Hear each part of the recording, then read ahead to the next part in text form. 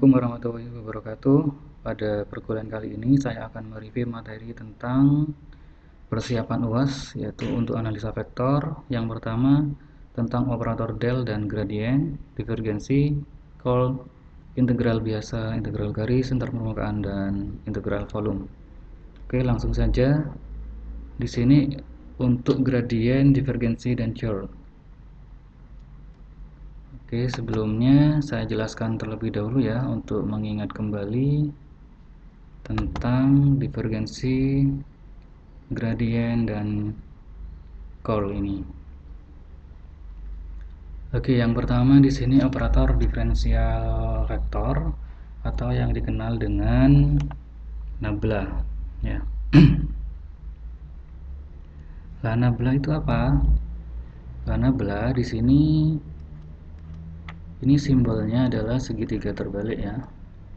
Ini sama dengan do per do x i ditambah dengan do per do y, j ditambah dengan do per do z k. Jadi ini adalah operator dari nabla atau del ya.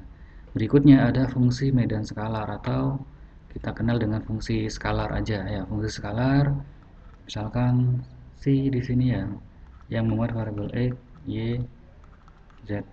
Ini cara bacanya adalah v ya. Sehingga di sini tidak ada IJK-nya. Jadi ini bukan vektor ya. Jadi ini fungsi skalar.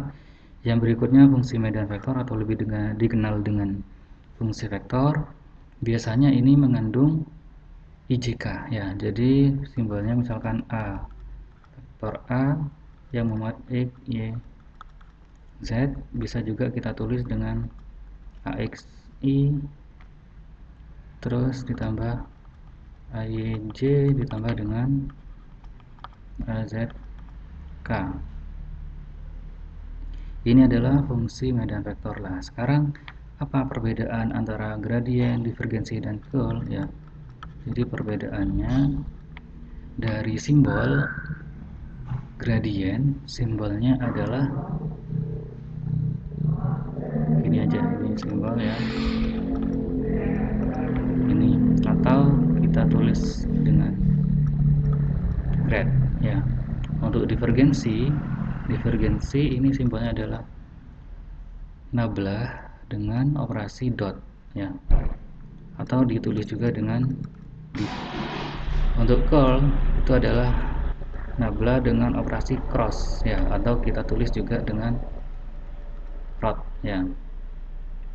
Di sini fungsi yang digunakan pada gradien ini merupakan sebuah fungsi skalar biasanya ya. Di sini fungsinya fungsi skalar, biasanya bentuknya si ini. Untuk divergensi ini biasanya berupa fungsi vektor ya. Berarti dalam bentuk ax a vektor. Yang curl sama, bentuk fungsinya adalah fungsi vektor. Nah, sedangkan hasilnya untuk gradien ini hasilnya di sini berupa fungsi vektor ya.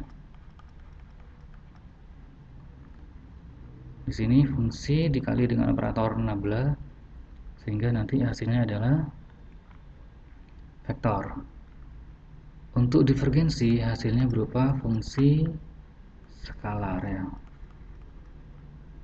Untuk curl hasilnya berupa fungsi vektor. Sehingga di sini bisa juga kita tulis secara lengkap untuk gradien itu adalah nabla dikali dengan si. Untuk divergensi yaitu nabla dot sebuah vektor. Untuk curl yaitu nabla di cross dengan sebuah vektor.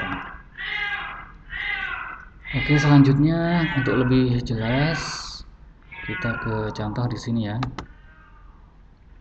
Jadi situ ada misalkan fungsinya ya bisa dibaca sendiri. Turunin dulu. Oke, di situ nih ya.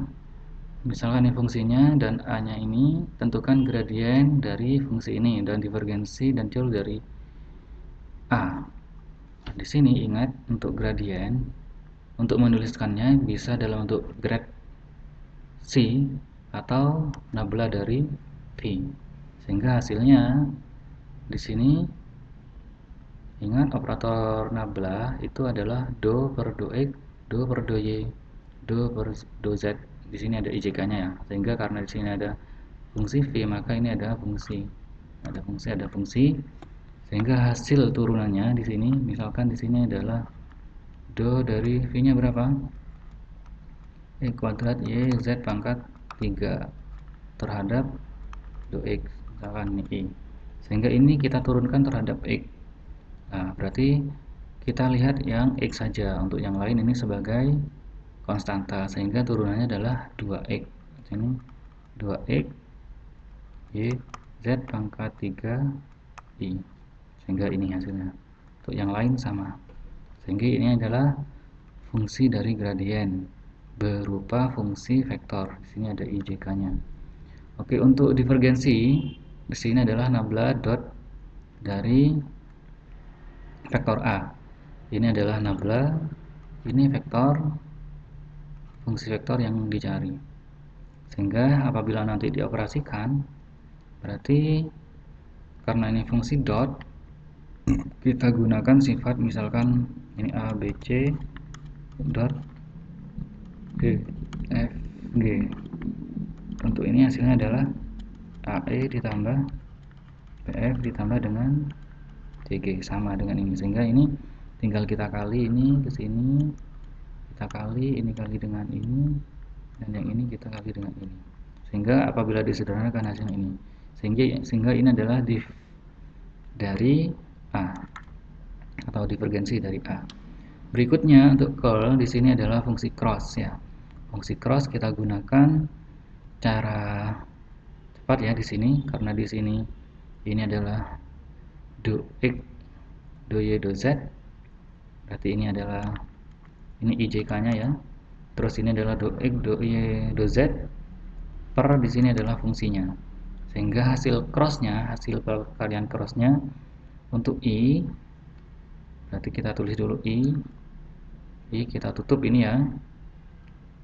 Misalkan kita ini, sehingga yang kita pandang nanti karena i berarti nanti ini dikali ini dikurangi ya, sehingga nanti sebelum ini bisa ditulis i dikali dengan do 2x kuadrat y per do y dikurangi dengan do, ini do z ya, do min y kuadrat per do z ya. Sehingga di sini kita cari ini i sama dengan ini diturunkan terhadap y, sehingga 2x kuadrat ini sebagai konstanta, y diturunkan terhadap y hasilnya adalah 1, sehingga ini sama dengan 2x kuadrat. Di sini tidak ada variabel z, sehingga ini konstanta, sehingga ini dikurangi 0, sehingga ini hasilnya. Untuk yang j, di sini j adalah negatif ya. Ini selalu negatif, nanti negatif j. Untuk caranya sama, berarti j ini kita ini ya, sehingga nanti tinggal do x, do per do x ini kali ini dan ini do z dengan ini dikurangi, sehingga hasilnya ini. Untuk berikutnya sama, sehingga apabila disederhanakan nanti hasilnya berupa fungsi vektor. Oke, berikutnya untuk lebih jelasnya ada aplikasi dari gradien di sini.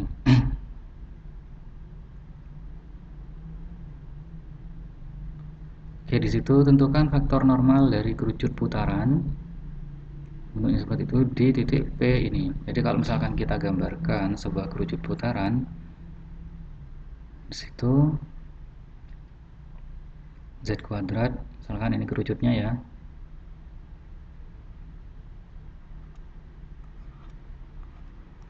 Nah, kerucutnya.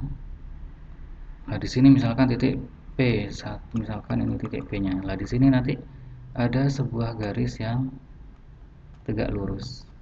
Ini adalah normal. Untuk mencari normal ini kita menggunakan gradien, yaitu dengan cara kita ubah dulu fungsi ini menjadi 0. Jadi fungsi ini kita ubah menjadi 0 atau sama dengan ini ya. Jadi 4 x kuadrat plus y kuadrat dikurangi z kuadrat. Jadi z kuadratnya ke sana. Ini sama dengan 0. Nah, di sini nanti 16f itu akan menghasilkan normal ya. Vektor normal pada titik tertentu. Nah, ini adalah persamaannya. Ini persamaan vektor normal. Apabila pada titik 1,02 kita substitusikan, maka hasilnya ini.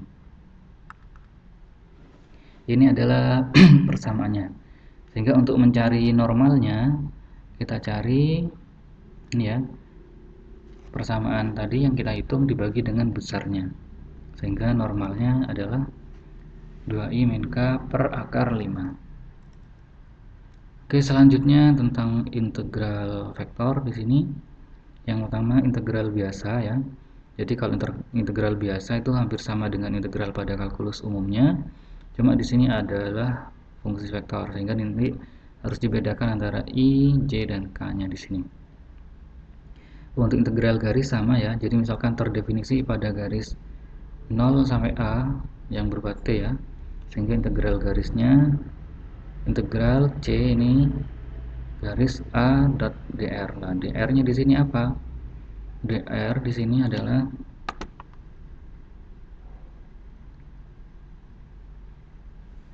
posisi ya di sini. Ini adalah posisi. R ini adalah posisi. Sehingga dr atau dr di sini adalah sama dengan i dx ditambah j ya. J dy ditambah dengan k dz. Sehingga nanti kita kalikan dot, sehingga untuk mencari integral garis sama dengan ini. Untuk integral permukaan ini misalkan pada sebuah fluida ya, ada permukaan terus vektor normal satuannya. Untuk massa yang mengalir per satuan waktu dari A melalui permukaan S adalah ini. Untuk integral volume, jadi ini nanti sama dengan integral lipat 2. Integral lipat 2 ds. Jadi untuk integral permukaan. Untuk integral volume itu sama saja dengan integral lipat 3. Untuk lebih jelasnya kita ke contoh soal ya. Jadi misalkan di sini contoh integral biasa. Jika RU sama dengan ini, carilah integral dari LU DU ya. Sehingga nanti langsung aja RU-nya apa dimasukkan ke DU, sehingga diintegralkan terhadap DU, maka hasilnya adalah sebuah vektor, persamaan vektor. Dengan yang terakhir di sini adalah C, di mana C-nya ini adalah konstanta. Vektor konstanta berupa ini. Saya kira tidak ada masalah ya untuk integral biasa. Berikutnya contoh soal tentang integral garis. Oke, pada integral garis di sini cari usaha yang dilakukan untuk menggerakkan sebuah partikel dalam medan gaya yang diberikan oleh ini fungsinya ya, sepanjang kurva ini dari T ini. Sehingga untuk mencari integral garis di sini integral dari C F kali dr ya. Di sini R-nya karena di sini hanya dua variabel, maka dr-nya itu kita sesuaikan ya dengan ij, berarti nanti ij juga. Berarti dxi ditambah dengan dyj ya. Sini karena perkalian dot di sini, maka ini ya dikali i dot i ini hilang ya, sehingga tinggal y dy. Terus nanti ini karena dot berarti cukup sekali aja e kuadrat j dikali dyj, berarti tinggal e kuadrat dy. Nah di sini kita konversi terhadap t karena di sini fungsinya parameternya sepanjang t ya. Sehingga karena t 0 dari 2, maka integral dari 0 sampai 2 Untuk X-nya sama dengan 2T, Y-nya sama dengan T kuadrat min 1, sehingga disubstitusikan. Karena di sini dx, ini dx ya, kita konversi juga terhadap dt, dx per dt. Nah, x-nya berapa di sini? Kan 2t, berarti 2t per dt. Turunan dari 2t berapa? Berarti kan 2 per dt, sehingga dari sini kita peroleh dx-nya sama dengan apa kira-kira? Ini ya, turunannya 2, berarti dx per dt sama dengan 2, sehingga kita peroleh nanti dx sama dengan 2 dt. Nah, sedangkan dy per dt sama dengan apa? Y nya di sini kan t kuadrat min 1 ya. T kuadrat min 1 per dt, kita turunkan terhadap t, ini sama dengan 2 t, sehingga berdasarkan ini ke sini ya, maka dy nya sama dengan 2t dt. Sehingga ini adalah dy, ini adalah dx, ini adalah y, dan ini adalah x kuadrat. Nah, berikutnya karena sudah sama, maka kita integralkan secara langsung ya, sehingga nanti hasilnya diperoleh 100/3. Nah, ini adalah usaha yang dilakukan untuk menggerakkan sebuah partikel medan gaya, yaitu sebesar 100/3 satuan. Oke, berikutnya integral permukaan. Sini untuk integral permukaan, hitunglah integral permukaan di mana A-nya ini ya. Terus bidang bagian dari 2xy terletak pada oktan pertama. N adalah normal satuan S. Nah, di sini langkah pertama harus menggambar dari untuk itu ya. Jadi sketsa dari persamaan 2x plus 3y plus 6 Z sama dengan 12. Cara sketsanya gimana? Untuk mensketsanya, berarti pertama kita anggap, sebentar saya ubah dulu ya, kita anggap dulu Z nya 0 ya. Untuk mensketsanya misalkan Z sama dengan 0, berarti persamaannya tinggal 2x plus 3y sama dengan 12 ya. Sehingga dari sini kita peroleh untuk x sama dengan 0, maka y nya berapa? X nya 0, y nya 4. Kalau y nya sama dengan 0, ini ya, maka x nya sama dengan 6 ya. Sehingga kita peroleh di sini di atas,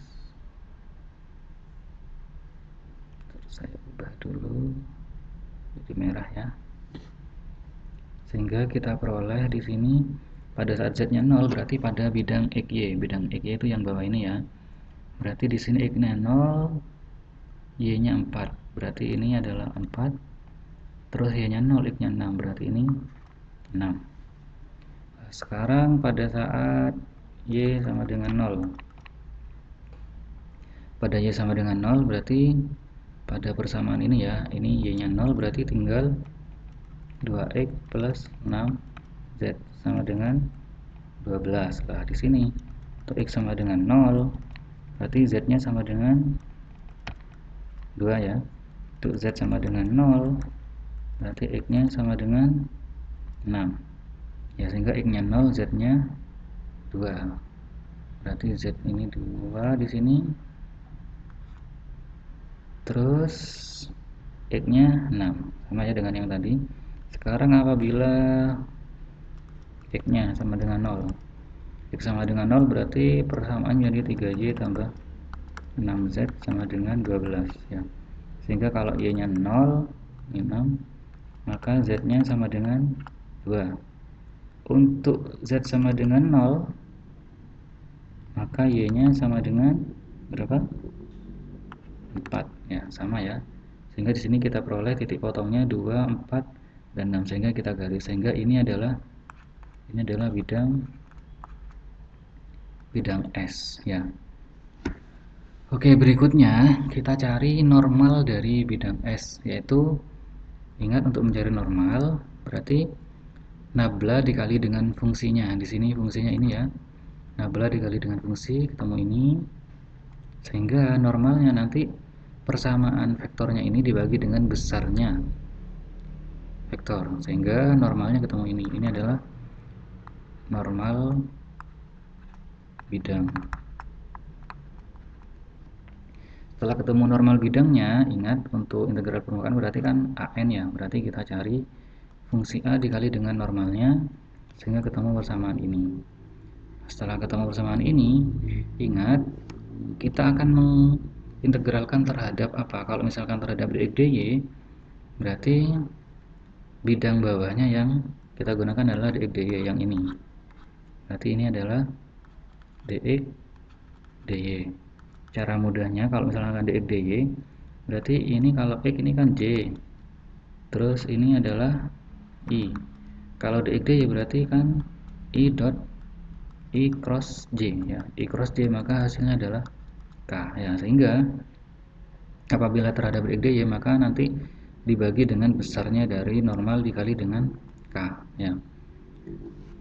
Oke, sehingga kita substitusikan persamaannya dx dy per normal kali k ya. Normalnya kan ini tadi ketemu normal ini ya, kita kalikan dengan k.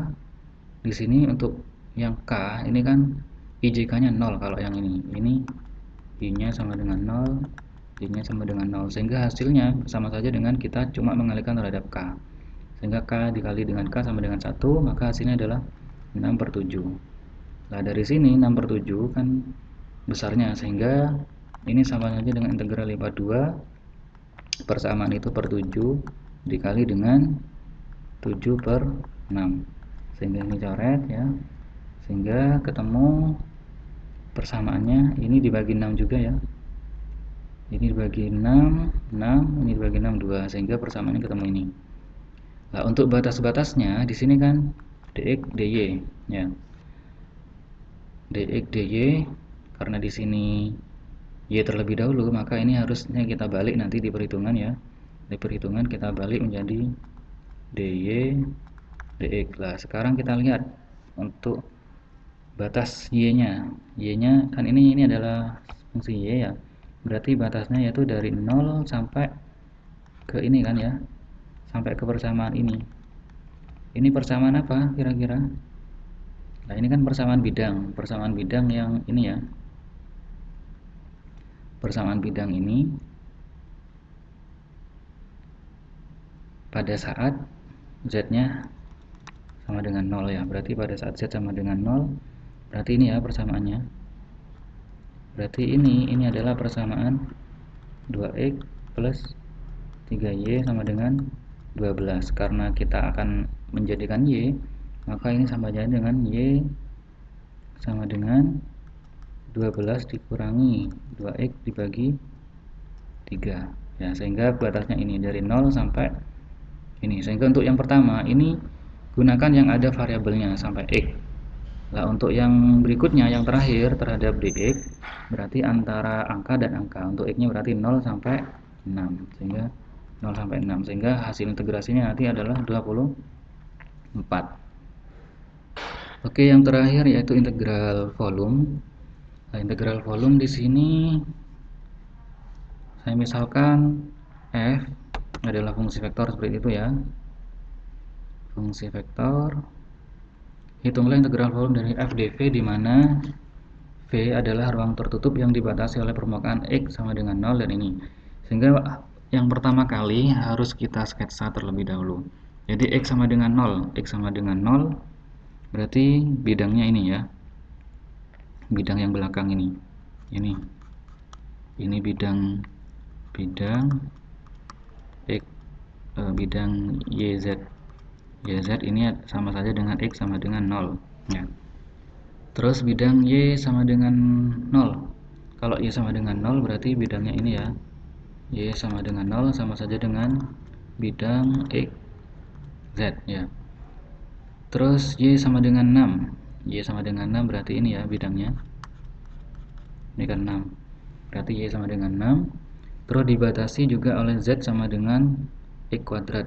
Jadi kalau misalkan pada persamaan kan Y sama dengan X kuadrat, gambarnya seperti ini. Ya. Tapi kalau misalkan Z sama dengan X kuadrat berarti kan ini sumbu Z, ini sumbu X, berarti gini ya. Sehingga gambar yang dimaksud itu adalah ini. Ini adalah persamaan Z sama dengan X kuadrat. Ini sumbu Z, ini sumbu X. Sehingga ditarik lurus ke sini, ini sama. Ini adalah Z sama dengan X kuadrat.